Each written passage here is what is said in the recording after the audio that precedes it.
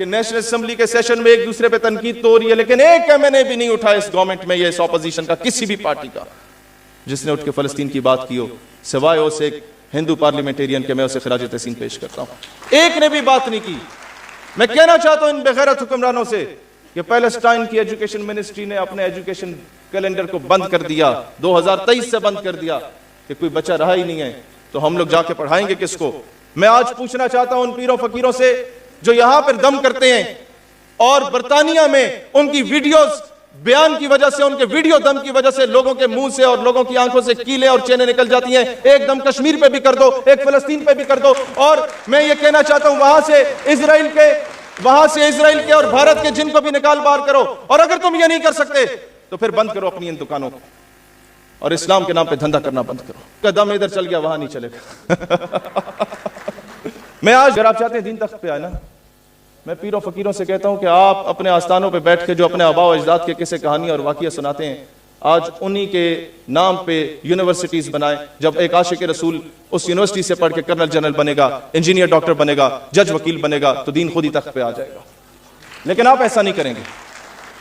آپ ایسا نہیں کریں گے، کیونکہ جب آپ جانتے ہیں کہ آپ کا مرید پڑھ لکھ جائے گا تو پھر آپ کی گاڑی کے گندے ٹائر کون صاف کیا کرے گا، اس کو چوما کون کرے گا؟ میں آج پوچھتا ہوں پاکستان کا کوئی ایک پیر فقیر بتا دیں جس کا قد کاٹ خواجہ قمر الدین سیالوی یا پیر جماعت علی شاہ جیسا ہو۔ جب تحریک پاکستان میں قائد اعظم کا ساتھ دیتے ہوئے ان کے کپڑے گرد آلود ہو گئے تھے، تو خود مختار پاکستان کی جدوجہد میں تمہارے کپڑے گرد آلود کیوں نہیں ہوتے؟ میں آج پوچھتا ہوں پاکستان کا کوئی ایک عالم لا کے دکھا دو جس کا قد کاٹ مولانا عبدالستار خان نیازی یا علامہ عنایت اللہ المشرقی جیسا بڑا ہو۔ جب ان کے پیروں میں بیڑیاں اور ہاتھوں میں زنجیریں باندھ دی گئی تھیں، تو پھر خود مختار پاکستان کی جدوجہد میں تم کیوں بچتے بچاتے پھر؟ ہم تو قائل ہیں ان علماء اور مشائخ کے کہ جب ضیاء الحق کے دور میں اس کا ADC آیا اور کہا کہ تحریک نظام مصطفیٰ میں مولانا عبدالستار خان نیازی کو، جو تحریک پاکستان کا اولین صفوں کا مجاہد ہوتا تھا اور مسلم اسٹوڈنٹ فیڈریشن کا بانی ہوا کرتا تھا، اس کو کہا تھا کہ تم یہ تحریکوں کو بند کر دو،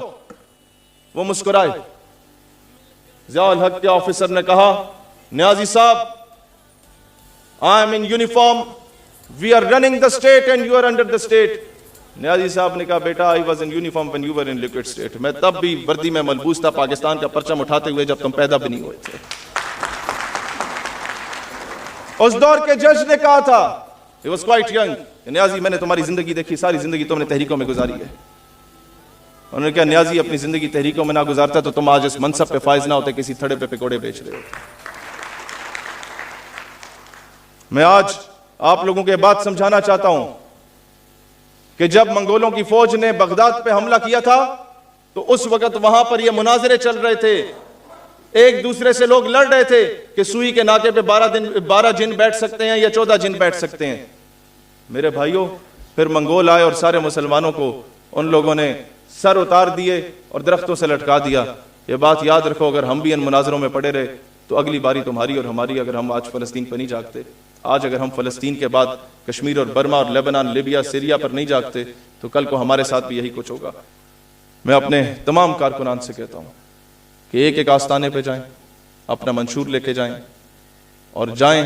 انہیں کہیں کہ حضرت صاحب پاکستان میں سب سے بہترین سولوشن اورینٹڈ مینیفیسٹو ہم لوگوں کا ہے، آپ ہمارا ساتھ دیں۔ اگر وہ ساتھ نہیں دیتا تو پھر ڈائریکٹ ان کے مریدوں کے پاس جائیں کہ یہ بابا رانگ نمبر ہے، تم ہمارا ساتھ دو۔ میں آپ سے کہتا ہوں کہ ایک ایک سیاستدان کے پاس جائیں، آج اجازت دیتا ہوں، ایک ایک کونسلر کے پاس جائیں، ایک ایک UC چیئرمین کے پاس جائیں، ایک ایک MNA MP سینیٹر کے پاس جائیں اور ان کے پاس جا کر انہیں کہیں کہ یہ ہمارا منشور ہے، سولوشن اورینٹڈ منشور ہے، 75 سالوں سے تم سے پاکستان کے مسائل حل نہیں ہوئے، ہم کر کے دیں گے تمہیں حل۔ اگر اس سے بہتر منشور ہے تو تم لوگ آؤ، ہم تمہارا ساتھ دے دیں گے۔ اگر اس سے بہتر تمہارے پاس منشور نہیں ہے تو ہمارا ساتھ دو، اور یہ جانتے ہوئے کہ تم حق پہ ہو وہ پھر بھی تمہارا ساتھ نہیں دے تو پھر اس کے کارکنان کے پاس جاؤ اور انہیں بولو کہ یہ بھی رانگ نمبر ہے، تم ہمارے ساتھ آؤ،